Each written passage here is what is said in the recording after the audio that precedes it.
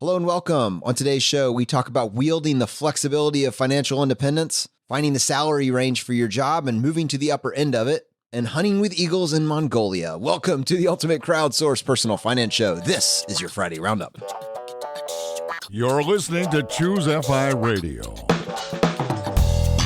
The blueprint for financial independence lives here.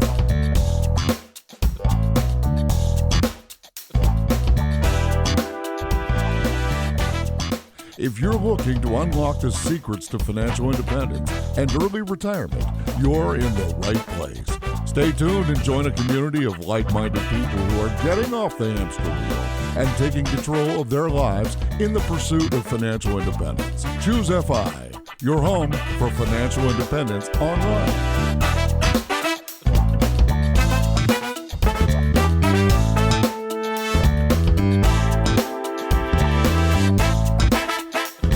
All right, guys, super excited to dive into this past week's episode, talk a little bit about pay transparency, finding the range for what your salary should be for an expected job, and optimizing the income side of the equation. I think it's going to be a fascinating conversation. And to help me with this, I have my co-host Brad here with me today. How you doing, buddy? Hey, Jonathan, I'm doing quite well. I guess I got spring break coming up here. We're going down to Florida in a couple of days. We're staying, I guess, down there in the Naples area for about 5 nights. So it should be a lot of fun.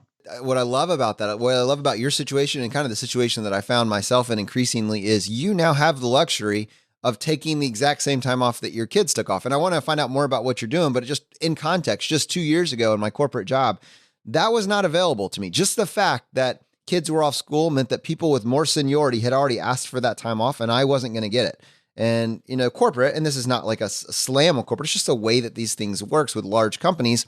They only can have so many people off at a time. So if you're relatively new to a company, you're going to be putting the time in the 10, 15 years in before you're going to get spring break off. So it's kind of interesting that for me personally now, spring break's a real thing. You know, when my son is at an age where we can do something that's significant, we really can't. 2 years old, what are you going to do? Go to the park? You got to be back for bathroom breaks. That's the way it works. But, but like in the very near future, I'm going to get spring break back. It's awesome.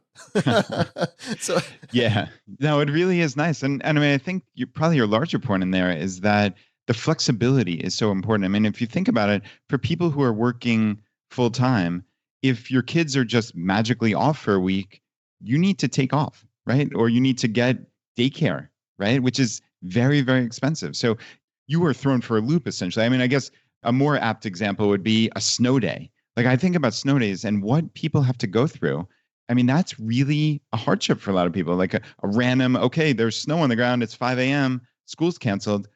Oh no, what do I do now? Believe me, I am very aware of how fortunate we are. And I think that's another ultra side benefit of living a FI lifestyle. Not even necessarily being at FI, but just going along that path is you have more flexibility. And you don't even think of a lot of these things that benefit you. Also, another one, Jonathan, is not having to go to the grocery store on the weekend when everybody's there. I'm just thinking of these things off the top of my head, but that's a little time savings that like you're not even aware of.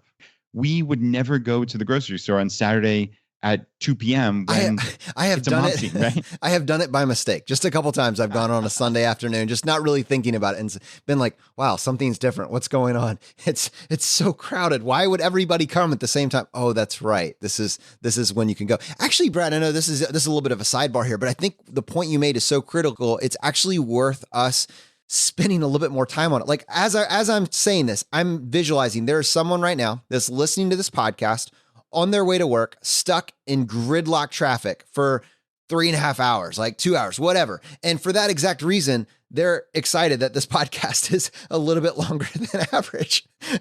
but I mean, and you accept that as normal. Like you might accept that as normal over a 30 or 40 year career, but it doesn't have to be, right? When you get to the point where even if you're not, retired early, you control your schedule. You've ultimately been able to design a life that fits around the things that you want it to fit around. You don't have that on day one, but you can build that control over a period of time. I think it would be worth exploring just kind of like a few things, a few added benefits that maybe at first glance you haven't considered. What do you think? Worth it? Yeah, I think it's worth it for sure. I suspect I'm going to kick myself afterwards for not having a complete list, but we could always come back to this. This would actually be kind of a cool thread in the Facebook group, I feel like. And we could even turn it into an article, like at some point down the road, like if our community so we'll start this, we'll try to like come up with what the few things that we can come up with on the fly. And then our community, just please give us feedback on this in the Facebook group or on Twitter. We will add those additional benefits in and we'll write a full up article around this idea. Cause I think it's worth it. And we'll have to figure out what the actual article title is. But I mean, it's all these tertiary benefits, most of which have to do with your most precious non-renewable resource, your time. And we just started with rush hour, right? When you are financially independent or when you control your schedule because that power has come to your side of the court, rush hour is no longer a given. It's no longer something that you have to deal with. Like, I love Elon. I love Elon Musk and I love what he's doing. But if you control your schedule, you don't need to have a boring tunnel drilling underneath the planet so you can make it to the center of the universe at the same time as everybody else, right? You you can just be at home. You can either work from home or you can go in at the times when everybody's not there. It's just you have that sort of flexibility. All right, I'm going to start with that as number one because I was driving from my way to DC to Richmond and I noticed that traffic in the other way was just gridlocked. Like it wasn't moving anywhere. I mean, I drove for miles. I don't think I saw a car move an inch. It reminded me of that movie from Office Space. I swear there was someone like brushing his teeth inside of his car. He knew he was going to be there for a long time. Yeah, I mean, rush hour is clearly a huge portion of this. And like you're saying, this is about flexibility, right? So it's not, oh, have a job or don't have a job. Those are the only options. It's, hey, maybe I understand that this is a 15-minute car ride during normal hours and it's an hour and a half during rush hour. How can I adjust my schedule so I don't have to drive during rush hour? That's just like a common sense tweak that is going to save you a couple hours a day. So if you have that flexibility, then more power to you. So I would say like look for any times where there are peak hours somewhere. Clearly, I mentioned grocery store before. If you go mid-afternoon on a Saturday or Sunday, it's going to be a mob scene and you're going to just waste time. If you go at 9:45 on a Monday morning, it's going to be empty. You're going to waltz in and out of there. So that little bit of flexibility is going to save you probably 30 minutes a week minimum standing on lines or wading through people. Jonathan, can you think of any other examples of peak times like that, that other stores, other things in grocery stores that people might be able to save time at? Well, I can, but before we even do that, I mean, just think about the implications. If the grocery store was something that you had to fit into the weekend, along with the laundry and everything else, you know, like all of your activities, all of your just daily home maintenance type stuff had to get fit into those 2 sacred days on the weekend, that fills up your entire weekend, right? If you can then reprioritize that to other days in the week, because again, you have significant control over your schedule, it potentially frees up those 2 days. I mean, have you seen that in your own life with your kids where you guys are basically able to just have your weekend for your kids? Yeah, that's actually one I jotted down. So that's perfect, right? It's even me and Laura, while we're home and we're our kids are at school. So we don't see them from 7:45 until 3 p.m. every day. So there's nothing we can do to claw that back. But what we can do is be available during the weekends because we don't have to run all these errands because we have that level of flexibility. So yeah, I mean, that's one of the big things is if the kids are at home during the weekends, I'd ideally not like to be running to the cleaners and then to Kroger or Wegmans or wherever it may be, right? And doing all these errands because I had that flexibility to do it at an off time. So I save time at that off time, right? We talked about not having to stand in line, not having to wade through people. And then I get all this extra time with my kids. So it's that slight tweak that just makes all the difference in the world. The other place, when you said flexibility, that was a slight reframe, but it reminded me of travel rewards. This is another huge place where if we can be so flexible that we can go at not a prime time, right? When everybody is stuck at their 9 to 5, that's when you can go take your vacation. It reminds me, Brad, just a couple weeks ago, you were mentioning how you wanted to set up this kind of deal. So if an HVAC contractor wanted to keep his guys busy on any particular day of the week and was willing to do it for a significant discount, you could just have him come out on demand. What if you could apply that same principle to travel rewards? If the price is right, we can drop our plans and make it happen anytime because we don't have to jump through as many hoops as everybody else. We have the flexibility. We can decide what we want to do and build our life around that. And if that means that we are taking our trips when nobody else is there, even better, we have a private beach. Yeah. And to your point about travel rewards, if you have flexibility, I always say that that is the single key to succeeding with travel rewards points and miles is having flexibility. Flexibility with time, flexibility with destination, flexibility with airports you can fly in and out of. Like any little level of flexibility that you can build in is just to your benefit. So, yeah, I mean, if you can go at a moment's notice because you found some amazing availability that popped up on a flight to Europe and some hotels in Paris or some such, well, that's really pretty cool. I mean, I think it extends beyond actually using points and miles. It's if you find amazing deals. I mean, there are last minute deals all the time. And if you could just head off on a trip at a moment's notice or a couple days in advance, you can find incredible deals. And that then gets into situations where you don't even need to use traditional points and miles. But like we've talked about in the past, you can use a card like the Capital One Venture or the Barclay Card Arrival Plus and just wipe out that expense off your credit card bill. And I mean, if you're getting a $200 round trip flight to Europe, you don't really want to use normal points and miles. Again, that's that flexibility of having multiple currencies. So if you have a Venture or an Arrival Plus, if you find a great deal, just pay for it normal, right? Pay for it in cash, as they call it, with your credit card and just wipe out the expense. So again, just building this flexibility. That's what we're trying to paint the picture here is any bit of flexibility you can build into your travel, your life, it just benefits you more than you can imagine almost at first glance. And Brett, I think that actually ties to what you're doing this past weekend. You own your schedule, you have flexibility, you take a look and say, what does my family want to do first? And then based around what's left, choose FI and your other responsibilities get fit in. And that is perfect. That's amazing. And it's a privilege to be able to build your life that way, but it's worth exploring. What are you going to do with that power? What are you guys doing this weekend, man? Yeah, so we are heading down to Florida on spring break. It's cool. We did use rewards points since we were talking about that so much. I wanted to kind of mention this. We found this amazing hotel, this Hyatt Regency Coconut Point Resort. It's kind of in the Naples area, and it just looks amazing. I think they said they have like 4 different pools, and you know how much my family loves pools. They have like a lazy river. They have all these huge water slides. So I mean, it's like being at a resort essentially, and we got the whole thing for free. It was only 15,000 points a night. Actually, Jonathan, this is another one in my string of booking hotels. And then 2 months later, the hotel chain basically saying, oh yeah, we have to raise that in points per night. They raised it up a level. So since I booked, it actually has become 20,000 points per night. So I just kind of keep finding these sweet spots just randomly. So yeah, I mean, it's a huge benefit for us. We actually opened up one Hyatt credit card when they were offering a slightly larger bonus than is available now.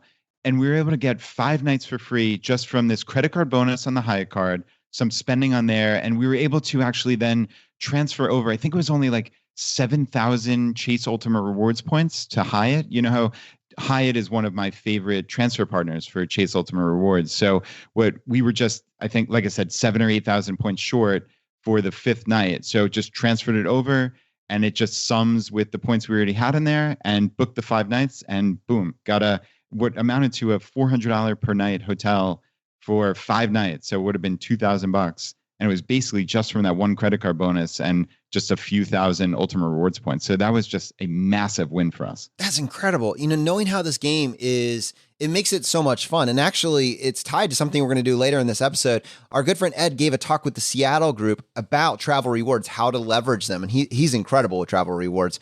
And over 50 people showed up for that event. And then what's really amazing about that is after the talk, about a dozen people ambushed him, and he ended up talking for about another 80 minutes on it. So, it's amazing. You don't have to study this stuff forever. It doesn't take a master's degree, but it's not, intuitive on day one. But if you can have someone to show you how it works, there are serious savings that can allow you to do this in a very fun and cost-effective way. So we're actually going to have Ed come on the show later in this episode to talk to us and give us some big takeaways that he passed away to the audience at this last meetup. I think that's going to be really, really valuable for our community. Now, let's take a few minutes and actually talk about this past week's episode with Jean Chatzky. Brad, I was so impressed by the content and the quality of her message, just what she brought to the conversation. And it's a conversation that me and you have been having and tiptoeing into, this idea of merging your money and your relationships. It's important, but it's also a delicate conversation, and it requires kind of a soft touch because, as she rightly pointed out, it's not a one size fits all message. It's what works for you. But there should be some parameters on that, some guidelines. But I think she brought a very balanced approach to that message. Yeah, she certainly did. And I was so impressed with how personal she got just with her own story. I mean, she really gave us a lot of detail on her own life. And like you said, I mean, she wrote this book. She has done a ton of research. She's obviously the financial editor for the Today Show. So she has some significant history in this entire personal finance world. And it's just cool to have somebody like that on our show. But yeah, I mean, she's talking about the Her Money happy hours, these small group discussions that she holds around the country. And she said, here is a place where this is what we're going to talk about. We're going to schedule this. We're going to do it even if it's uncomfortable. It's giving ourselves permission to talk about these things that we're uncomfortable talking about. And sometimes that's what it takes. And Jonathan, you and I have talked about normalizing this conversation, right? Making this something you can talk about with friends, but most importantly, with your spouse or significant other. Yeah, that's the part that I loved about it as well. And what's very interesting is that of all the different methods she has mentioned, I think I've kind of worked my way through most of them, not necessarily intentionally or out of anything having gone wrong, but just as my wife and I looked for that balance point, what worked for us, what made both of us feel enabled, like we had authority to make autonomous decisions. I think yours, mine, and ours is an incredibly valuable strategy. And we've kind of had different variations on that depending on what the goals are. The interesting thing about, our personal relationship is that I'm the spender and my wife is probably the more naturally frugal person or more consistently frugal person. I can be a little bit extreme. I can be extremely frugal or an extreme spender, depending on what my goals are or on a particular period of time. But on her, she's kind of more balanced. And so yours, mine, and ours, depending on our season of life, has been a pretty effective strategy for us. Hold on, I want to drill down on this more because we have never done this. Laura and I haven't done that, but it does appeal to me. And I'm curious, you have yours, mine, and ours. Let's say like you come home as you're wont to do with 5 board games, right? You just spent $100 on board games. If it truly is your money, and I don't obviously want to get into the, personal, like, does Danny give you a disapproving look? I don't mean like that, but like, is that truly okay? Or is it still as if it were our money? That's always been the hang up for me on like something like that. Yours, mine, ours. It appeals to me intuitively, but I don't know if in practice it would still alleviate the issue of spending the money and feeling guilty about it or being made to feel guilty about it. I'm curious, do you have any thoughts about that? Yeah, that's a great question. So I think part of it is you have to look at your nature, both individually and collectively. So like if there's spenders and there's savers, right? Do you have 2 spenders or 2 savers? 2 spenders, that can be a cocktail for disaster. 2 savers, that probably describes you guys. And it kind of explains why you found that perfect balance point. Most of us end up somewhere in the middle where you have one on one end and one maybe kind of, and these aren't extreme ends, right? I mean, you can be on one end of the center or the other, but you kind of have your natural base. And we've seen that with a bunch of our guests as well. I think when you have someone specifically addressing the situation where you have one person that's the saver and one that's maybe a little bit more on the spender side, you have to just look at what's happening in the background. So like when something shows up for you from Amazon, first of all, if it's a relatively rare occurrence, probably nothing's going to happen. But if you notice that you're having Amazon is airlifting packages to your door 3 or 4 days a week, and you notice that you're starting to get dirty looks on one end or the other, or you ever feel the inclination to do what Gene said and cut the tags off and pretend it's been there for a couple weeks, that's a good sign that you need to get on the same page. Like that's a sign that you're going to have a conversation. Ideally, both individuals would always operate inside of a common goal, a common budget. But in reality, people, for various reasons at different points of their life, have different focuses. And if at any point in time you feel like you're hiding an element of your spending habits from your spouse, or your partner, it's going to be difficult for you to make long-term progress. And it's probably going to become at some point a source of resentment. That's unfortunate, but it's just human nature. And so I think almost a way to get around that is just to have a conversation about what your goals are. And you can do that using the monthly kind of budget party that Andy described, or in her case, just kind of having this time carved out for yourself. And that's just a good practice anyway. And then a way to slowly wind down the kind of maybe guilt factor / feeling like you need to hide this element from your partner would be just to say, hey, what is the range here for what's a reasonable amount for us to have our own authority? And honestly, like my wife, she rarely spends money like on herself, but she wants to get gifts for everybody. That's just her love language. And whether it's something that she's making from scratch or whether it's something that she's purchasing, like something for her nieces or nephews, she wants to get stuff for other individuals. Now, for me, you know that I'm a gadget guy. So like for me, I won't bat an eye at getting a gadget, but I look at those same things and that, I'm like, well, okay, well, suddenly I'm very cost aware of how much we're spending on these individual items. And I get that there's some irony there. It's just my particular personality. How do you balance that when you have different values that are going in different places?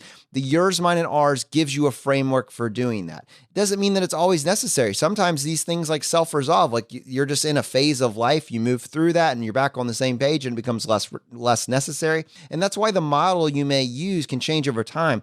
The budget party, the date party, whatever you want, just the conversations about money on a regular basis give you the ability to fine tune that with your goals. The more focused you become on one goal, a common goal together, then the less you need this. But if you're kind of just like on autopilot, you may find at different times you need to have these types of conversations and give yourself the autonomy to make these types of decisions. So I think most people are dynamic with this. It's not a set and forget thing, but it's a conversation that's worth having. Yeah, and I think that ties into a quote that Gene said, which is figure out what is going to cause the least stress in your relationship and do that. That's important. There's no set guidance.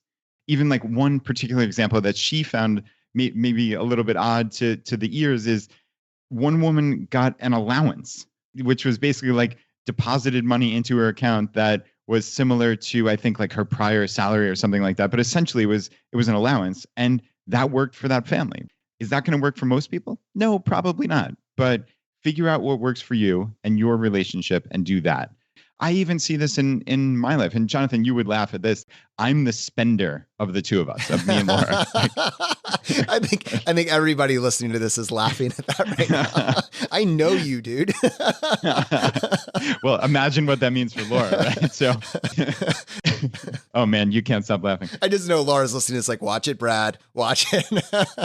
She's been amazing. And this is one thing, like we actually had to have a conversation because I feel like I was buying like a couple little things. And again, in context here, I'm not spending very much money in the grand scheme of things, but I just was buying a couple of things. I was buying, I don't know, some like supplements and other health stuff. And I was just testing out new stuff. It was a decent bit of money. And Laura looked at me and was like, I could tell she was saying like, what on earth are you doing to yourself? Why are you wasting your money? I just said to her, I'm like, just let me do this. Yeah, it would really mean a lot to me if you just let me do this. I understand there's a decent chance some of the stuff I'm going to throw out and just kind of fail, but I just want to test it out just for my own health. I mean, I'm not wasting money. I'm just trying to test some stuff out. And yeah, I mean, she was really wonderful and just kind of let me do this, even though I know it probably deep down wasn't her ideal situation, Yeah, and I think that's fair. And I think what's incredible about that, Brad, is that you are not this flawless, perfect human being who has never spent a suboptimal dollar in his life. That's not the bar right now. You're a human being that makes decisions, and some of them are most of them are super optimal, and some of them are, hey, this is life. And that's really, really cool. But the underpinnings there are that you and Laura have built a wonderful life for yourself, and she trusts you. You guys are absolutely a team. And that really ties to what Gene was talking about in the episode. You're a team. How do you get on the same page? It doesn't mean that every team member wants to do the exact same thing at every single moment, but collectively you're headed in the same direction. Yeah, no, you're absolutely right. And Gene said that this yours, mine, and ours, the purpose is to give each of you the freedom to be able to do things you want to do as individuals without having to A, ask permission, and B, feel badly about it. And that you should each use your time and money how you want if they are your priorities, right? And that's something we've talked about FI this entire journey. It's what do you value? What are your priorities? But the most important thing is that you're a team and that you're on the same page, right? So it goes way back to what we were talking about way back 8 minutes ago. It's what is going to work for you as a team. It's not what's going to work for the Barretts or the Mendanzas. It's what's going to work for you. Figure out a system and move forward, but do it by communicating. That's the crucial piece here. The other half of this conversation that we need to spend some time on is finding the range for your job and then making sure, right, that you are on the upper end of it or working to be on the upper end of that. And what was so interesting about Jean is these actual hard tactics that she gave us for making sure that happens and working through and tying your own personal money story to that. And it was interesting, although she was talking about it really from the context of women and money, the stories that she laid out, both of us had personal experiences where we had been on the same side of that. An employer told us the range, asked us how much we wanted. We didn't ask for the upper end of the range, or we settled, right? And you gave an explicit example of that, but I certainly was aware of that as well. And I think let's just take the audience back and let's start with what situation you found yourself in. And then maybe we can tie that, although she was talking about it very clearly from the aspect of women with money. Both of us as individuals have stories that kind of mirror that experience. So let's start with your story first. In that particular episode, you basically said that when it came time for promotions, when it came time for a raise, you went to your boss, you knew what the range was. He told you what the range was, and then he didn't give you the upper end of it. And what is that? What's that internal monologue? I'm a mediocre accountant, so I only get a mediocre raise. I mean, is that what happened? No. Well, I mean, I didn't like my job, but no, I mean, fortunately, I was better than a mediocre accountant. I mean, and that was part of the frustrating thing here. But, I think psychologically, the VP of my department always told me I was, I don't know, one of, if not the highest rated person in the department. And he was always trying to go to bat for me to get higher raises. But because it was this, crusty old Fortune 500 level company, there are rules to that, and this goes back to things that we've talked about with multiple guests of sometimes you need to leave to get a bigger raise, or you have to get an offer. Like Jean said, she was talking about her husband. You need to get an offer from a different company to actually get them to move on this. And I never did that. I never even thought to do that, Jonathan. So I just got my little 3 or 4% raise. And again, I was always told it was one of, if not the highest in the department. And I was content with that. And I think I don't know what it was. It's ridiculous. I mean, I probably didn't negotiate when I first got my job offer there. So I was probably already behind the ball. Even when I got promoted to a manager, I didn't get a huge bump. You don't get a bump that equates you to a manager at a different company. It's just you get your little salary increase. I think I got maybe like double the salary increase, but it's still maybe a 8% raise instead of a 4% or 7% or something like that. It was tiny. So this just built up year after year. And I hope I'm explaining this right, because it's hard for me to kind of even remember what I was thinking. And this all ties into it, though. This is difficult psychologically. This is not easy.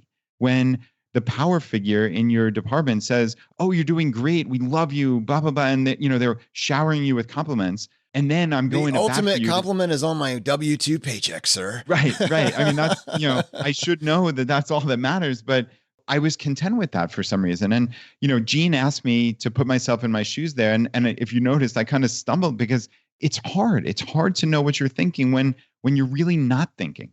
Maybe you aren't armed with the information that you need. And I hope that's what this podcast does for all the listeners. By us talking about this, by talking about our own foibles and the guests who should have done this and should have done that, but now we have the information. That's the cool thing. You can talk about it. And then when the listener out there is saying, "I'm in this situation, I remember Brad screwed this up." Like, I hope that provides some level of comfort for them and that ability to say, I need to do better. So I hope my stupid situation and me earning tens upon tens of thousands of dollars less over my 12-year career at that company than I should have, I hope that helps other people out there. And I want to make sure this is super actionable, because even listening to your example, I could see someone being in that same spot where they're like, well, what do I do? And what if they say no? So I was a pharmacist, and you were talking about 3, 4, and 8% raises. Like, we were lucky, to get a raise was great. And maybe it would bump in between 1% and 3%. Maybe, I don't even know if I ever got a 3% raise. It was barely a cost of living adjustment. And you would get like a bonus. This was the workaround for it. You get a bonus, and it was a very small bonus. This is not like a Goldman Sachs bonus. This is a very, very small bonus. But I remember that the one end, kind of the soft talk being, "Oh, you're a wonderful performer. You're doing all these amazing things." And it builds that loyalty, right? But simultaneously, like the raise that came along with it was somewhat underwhelming. So what do you do? Well, one, this is my thought process, and I did some of this now, and there's things that I didn't do, but this is what I would do. One, find the range, right? And so this is relatively easy to do, on a kind of inaccurate basis. I would start by going to one of the internet pay checkers, right? So you could type in pharmacist in Richmond, Virginia, and find out the pay scale for your area. You could then look at the surrounding areas. In my particular area, pharmacists were making somewhere between 100 to 120, somewhere in that. If you went down to like the Hampton Roads area, you would find that pharmacists would actually make 10,000 more. I mean, it's weird, like these kind of variances inside the same state, but different areas would pay at different levels. What you could do on top of that, and this is what I didn't do, you could also find out what competitors are making. So you could lean on your network to find out what they're making at other corporations that kind of have a similar job. And this is where I didn't do, because I had this loyalty to my company, right? Oh, I've been here, I've put the time in, I'm going to work my way up through the ranks. Like I will be rewarded for my loyalty. Unfortunately, in the corporate world, you rarely are. And this was what was such an eye-opening moment for me. The outliers are the people that are willing to go outside of that loyalty, essentially, and look across the street, because you need that to force your employer to say. Because I remember sitting at my performance review and having that conversation and them telling me, you've done amazing. We've really appreciated all the progress that you've made in this location. But it's kind of tight this year. Corporate's down. They're lowering the raises across whatever. It's not going to be as much as you had hoped for, type deal. Oh, okay. No, like that was the end of the conversation. Well, are you sure? I'm really good at my job. Are you sure? That's basically where it stopped. That next step, if you really want to force the hand, I mean, honestly, if you want to force the hand, it's to go get another offer. It's to go across the street and see what a competitor is offering. And then based on that, either one, take the offer, or two, go back and say, I've been offered this salary. Is this something that you can compete with, to bring that back? What's interesting is that there are people that do this, and there are people that don't. And the people that do this, if they do it consistently over a period of time, are going to make tens of thousands of dollars more than you, both on an annual basis and over the sum of their career. Probably that's going to move into the six figures and beyond. This is just what some people do. For some individuals where this conversation has been normalized, where they realize that this is just the way that corporations work, this is what they do. The sooner you can put this in your toolbox, and I don't mean do it with tactics, get real strategies. Don't be a jerk. Don't be disrespectful, but understand that there are other people that are doing this successfully. No matter how many compliments your employer, showers you with, ultimately they're telling you how much they value you with your paycheck, right? I mean, that's just that is ultimately what they're saying. And last thing I want to say is for highly compensated individuals. So pick your thing. You hear about a Friends actor that was making $1 million an episode, or someone that was a baseball player that's making absurd amounts of money, or someone in a nonprofit that's making ridiculous sums of money, whatever it may be. Or take your job. In order for your employer to hire you, to have you, you have to be justifying an amount that's in excess of that, right? You have to be bringing some additional value to the company. So a baseball player that just got a contract for $50 million, the employer isn't paying the baseball player $50 million because he can hit baseballs 360 odd feet more than 30% of the time. They're paying them that sum of money because they're adding value to the brand far in excess of what they're being paid. So if you can identify the value that you're bringing to the company, it's good for your own ability to then navigate your next job. It's also good for your ability inside of that role to justify an increase in pay. So start thinking about that. Start thinking about what have you actually produced? What have you done? Not your personality characteristics, but what have you actually done in the company? And throughout the course of the year, be documenting that, tracking that, both to present that to your employer as a justification for giving you a raise or as a justification for going across the street. Yeah. And this whole aspect of asking for more, Gene was talking about it, obviously, in the context of women. And I think clearly that's important. But we're talking about this afflicts everybody. We all need this information. But I did want to go back to the wage gap that's facing women. And she said this is still a significant issue. Maybe it's getting slightly better, but ever so slightly. I mean, this is an issue. And she's talking about with women, like the easiest way to talk about your salary, which is still hard. I mean, this is very, very difficult. You could read about it on Glassdoor and get a range, but the person down the hall, you're usually not going to have that conversation with. She said, talk about it when you're leaving, when you're walking out the door. Be transparent to the other women in your office, in your department, and really, in essence, you're helping them. And she said sharing that info is essential. And that is really what she's found is the best time to do it. But she's talking about these hurdles that are facing women. They're living these different arcs. When you really think about it, like they're being caregivers for children. And then Jean said, which I didn't even think about, Jonathan, many women are being caregivers for their own parents. For whatever reason, this falls societally disproportionately on women. I mean, that has to impact their career arc. It just does. And I guess Jean's advice was to keep a foot in the workforce. And I thought that was an interesting phrase. She's not meaning you have to work full time or even part time, but just keep that foot in. Keep your contacts refreshed. This is kind of paraphrasing Jean here. Keep your contacts refreshed. Take maybe one little project on, or keep your LinkedIn profile updated. And she said, just don't disappear. I thought that was just really good advice. Just keep that foot in the door, in that industry. Just stay in touch so that you're not out of sight and out of mind. That's just really simple advice, but to me, that's incredibly effective.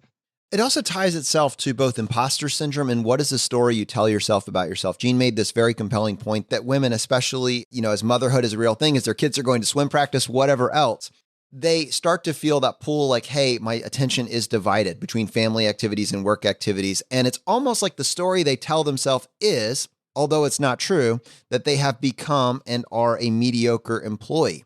Now, what she said that was so interesting and true is that men are in this same place too. Men are dealing with many of these same things as well. But when it comes to negotiation time, at a macro level, they don't seem to let that hold themselves back from asking for raises.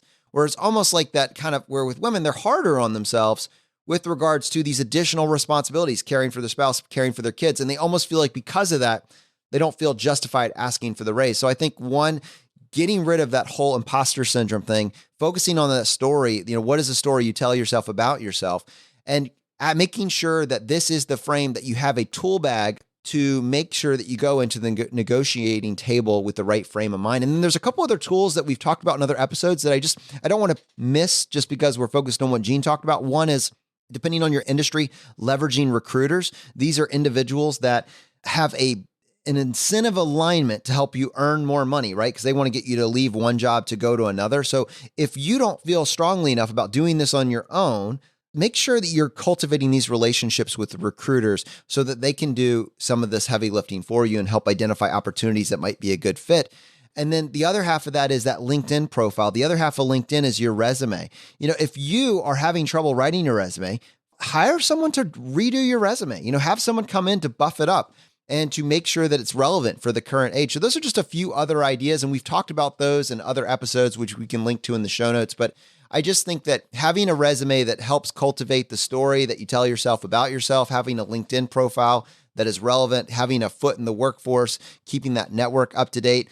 I can see what Jean is saying. If you find yourself out of the workforce for 10 years and that you haven't done any of this, it's going to be a little bit daunting just to start over. But if you've just done a bare minimum, maintaining the network, worked on a few projects here and there as it fit into your schedule, it's going to help you feel more confident about that story that you're telling yourself about yourself.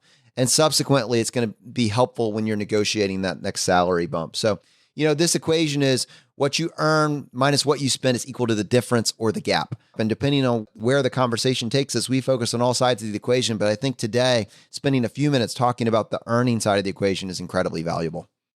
Well, as I kind of referenced at the beginning of this episode, I wanted to spend a little bit of time today talking about travel rewards. And the subtext for this is that our good friend Ed, who actually works with us here at Choose FI, gave an amazing talk at a Seattle meetup group. I think that was attended by well over 50 people. And I think there were over a dozen people that after this 2-hour travel reward session happened, actually spent another 80 minutes with him picking his brain on specific travel scenarios. I don't think that is unique to Seattle. People in our community are very interested in travel rewards. And while many of us, most of us, hopefully have listened to episode 9 of our podcast or have gone to choosefi.com/travel as the perfect place to start, after they get a good foundation for, how to do travel rewards, they are now starting to look for more focused answers to a specific trip that they want to take. So I thought, Ed, we could have you on the show to talk a little bit about, some actionable takeaways for our audience, but also to introduce a new kind of segment for our show going into this year. That sounds awesome. Let's get going. All right. So what do you think, and maybe you can help me polish this, do you think there would be value if people in our community were to have travel rewards questions where they could kind of say, hey, I want to take this trip at the beginning of next year, and I'm either starting from scratch or I'm going from this location and I want to go here. Like, is that something that would be fun to turn that into a segment on the podcast? Yeah, I think so. I think Brad previously did just that for folks that he used to know. I think that was back when he was working his dopey accountant job. Is that right, Brad? Yeah, that's right. Not That's asking right. for raises. Not asking for raises. Exactly, Funny. exactly. So I was thinking, yeah, I might just do that for maybe a finite period, let's say for the next couple of months. What we'll do is we'll take some mailbag questions pertaining to specific travel scenarios and dig in and find them answers and figure out how to get them there for the least amount of points and for the most amount of fun. And I think we should like set some context here. On the show over the past couple weeks, Brad and I have just mentioned, just in passing, this incredible trip that you pieced together for your family. But let's almost take a step back and like have you tell our community about that. What were you able to pull off? Because we just started the show talking about flexibility, right? Talking about the ability when you control your time, the world opens up to you. You quite literally are the prototypical case study for that. Yeah, when you control your time, you can do amazing things. And so we decided to opt out of the public school system because we really valued the ability to control our time. Yeah, and so on the work side of things, I basically work out of my laptop, so I could run my businesses anywhere in the world. You're like an OG digital nomad, man. I'm the OG digital nomad. Very well said. I wonder, I bet you that domain is taken, but if not, you could go snipe it. I don't think my wife would like me to add on like the 101st domain name into my collection. So I'll leave that on the table. Anyone else can get it. Tell us about this trip, man. What did you guys do? So I like to start with the most interesting thing that we did as a family, which was being in a place on the Mongolian steppes where we stayed in the homestead of a golden eagle hunter and basically trained with his family, learning how to hunt with golden eagles. I'm really glad that there was food that was brought in because I caught nothing. All right, I gotta like, this doesn't translate on the podcast, but I've seen pictures and we'll put them in the show notes. You guys are on horseback. You're completely geared up for incredibly rugged weather. And there are golden eagle. It's traditional hunting in Mongolia. There's a golden eagle or a falcon on your arm, and you guys are going out into this kind of barren wilderness and hunting for the duration of the day. Is that's close to accurate?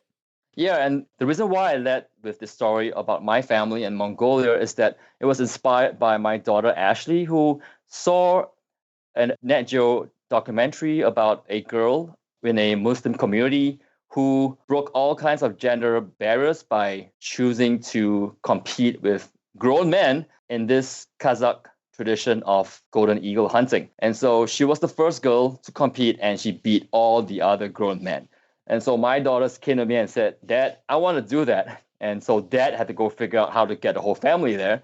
And then since we're going to be there anyway, let's tag on another 4 months of travel in Asia since we're going to be there. Wow, Ed. So that really is what precipitated the whole trip, Ashley's desire to follow through what she saw in Nat Geo? Yeah, exactly. Ashley knew her dad was a crazy travel nerd and had absolute faith in her dad being able to make it happen. On the other hand, I had no idea how I was going to make it happen, but fast forward a year or so and it did come to pass. So for context, I remember in high school when we were learning about marine biology, we got to watch a 15-minute DVD, right? Or I guess VHS tape at this particular point in time. But like in your case, you guys want to learn about a topic. You actually go and spend 4 months or 3 months traveling around 6 or 7 different countries. I think if I remember correctly, you actually had your kids put together like a video series based around all the different things that they saw and explored. Yeah, I mean, it's the ultimate education hack, right? Like I could lecture them about Mongolia or Japan or China or Cambodia and all the other 8 countries that we were in. Or I could make them produce a video. And then now they're writing scripts, they're asking me questions, they are on points for doing the research. And plus, they now learn how to edit videos and get videos up on YouTube and do all the social media marketing around that. Yeah, I think it's a win-win-win. That's amazing, Ed. So how did they learn all those skills? I mean, was this just learned on the fly? Did they study beforehand? Obviously, you're going to Mongolia to do this eagle hunting once. So you don't want to have the lens cap on or something like that. How did they learn how to do all this video shooting and editing beforehand? Yeah, the kids were using iPhones primarily. We started the trip with a big digital SLR, but I was like, this is too dang heavy. I'm just going to leave it behind in my mom's house in Singapore. But I'm a huge believer in, fail fast, fail small, fail often, and then fail forward. And so, yeah, with this whole project, it's their first ever project. It's not going to be the best they'll ever do in their lives, but it was a great way to get started. So is it perfect? Heck no. But it's definitely good enough. And as you guys know, I've never let perfect be the enemy of good enough. So it's out there in the world now. Yeah, I think fail forward is the key part of that. But it's hard to know what you're doing wrong or what you need to improve on if you're not doing anything, if you're just, paralysis by analysis. And that's what I love about the project your kids put together. I watched several of the video clips. I was so amazed by, honestly, the production quality that they had pieced together, the voiceover work they'd done, and they've just built this incredible talent stack. But all of that is built on top of this foundation of actually seeing the world. I mean, that so few kids get that experience. It's just amazing. And I would, for the context of travel rewards, which arguably is the least important part of this conversation, what did this trip actually cost you? Because you guys went to at least 6, maybe it was 8 countries over a period of like 6 months. What does this cost? It seems like this would be out of reach for pretty much anybody. Well, I did the math. It would have cost slightly north of $65,000 for a group of 4 people, a family of 4 people. But because of the travel rewards over the last several years that I've been working at collecting travel points and travel miles, it costs around $5,000 and a buttload of points. That is amazing. I can't even begin to imagine how you put that together, but you don't start with that. And I would imagine that's probably the most ambitious trip that I've ever heard of. But based on that experience, you have to put together enough tactics and strategies to basically be able to figure out how to get anywhere, right? I've yet to figure out a way to hack my way to the moon, but pretty close. Wow, Ed. So this is a 5 to 6 month trip, 8+ countries. You saved $60,000 using rewards points. Can you give me a sense, just real quick, how many nights roughly in hotels that you use points for, and the total number of flights? Did you fly economy? Were you doing business class? Give us a sense of that. It was mostly business class flights, except for some low-cost carriers within Southeast Asia. We were in hotels for just over 80 nights. And one way I was able to stretch my miles with the hotels was with both the Marriott as well as Hilton groups. You get a 5th night free if you redeem for 5 nights. So that was really helpful. That was basically getting 25% more nights. Awesome. And looking at the numbers, it cost me 864,000 American Express member rewards points, 180,000 United Airlines miles, 532,000 Chase Ultimate Rewards points, and 192,000 of the now defunct Starwood Preferred Guest points. So yeah, a lot of points over 3 years. Yeah, but to save $60,000, that sounds like a real, just amazing win, and really at the heart of it, an amazing life experience for you and your family. So that is, I talk about planning worth the time, right? Not only actually planning this trip, like you said, like how are we going to get to Mongolia and do this eagle hunting, but accumulating all these points over many years and putting all of your spending on these cards and earning bonuses. I mean, this was a significant amount of effort, but wow, you can't make up a trip like that. That's remarkable, And I think everybody listening to this suddenly now wants to go hunting with eagles in Mongolia. I'm sure that's well, maybe not, but most people have something that they have wanted to do, and for whatever reason has thought it's out of reach. What I was hoping that we could do, and I think you're game for this, is maybe set up a weekly thread in our Facebook group where individuals over the next several weeks can post the trip that they want to take and, post the location that they need to travel from. If you say, hey, I want to go to Disney World next year, or hey, I want to take my family of 4 to Costa Rica next year, or whatever it is, we can have this one weekly thread where people can post and you can look through those and pick a case study. And then we can then roll that out on the show as a case study. And you can kind of help these individuals figure out how to put a game plan in place. Would you be up for that? Well, it sure beats having to fly everywhere across the country. So yeah, I'll be up for that. Yes, your other option was one-on-one meetings with every local group around the world. All right, cool, man. Well, here's what we're going to do. If you're an individual listening to this and you're like, oh, I want to be a part of that, I want to get my case study featured on the show, take my family on this trip, just go to chooseify.com/asked. chooseify.com/asked. And we will be doing this thread over the next several weeks and hopefully have some really cool conversations that will benefit the entire Chooseify audience. So Ed, really excited that you came on the show today, man. Man, this is like a dream come true. So thank you. And if you're not already in our Facebook group, definitely join us. That's where this conversation is happening. Over 200,000 comments a month. The ultimate crowdsourced personal finance community. We just love having your input. And honestly, it's what drives the show. So we're so grateful that you're a part of it. Zach, I thought we could take a few minutes and talk about what's going on in the community. What do you got for us this week? All right, Jonathan. So we had so many cool things happening in the group. And the thing that really struck me was the Houston gardening meetup. It was incredible. There was an amazing video that the guys did over there. Yeah, Zach, this was amazing. They actually created a YouTube video on this, and we'll link it up in the show notes. But this was at Lee and Jazz's home there in Houston. And actually, Jonathan, you and I met them at Camp Fi Mid-Atlantic, I think it was, last year. And just really cool people. And they had this gardening meetup where I guess they created a bunch of like raised beds and just it looked like had some food afterwards and just had like a grand old time. I don't know if the ultimate goal is to have a community garden or something. I mean, wouldn't that be an awesome idea for local groups across the country and across the world? But we'll have to follow up them for sure. But regardless, it just looked like a really fun time.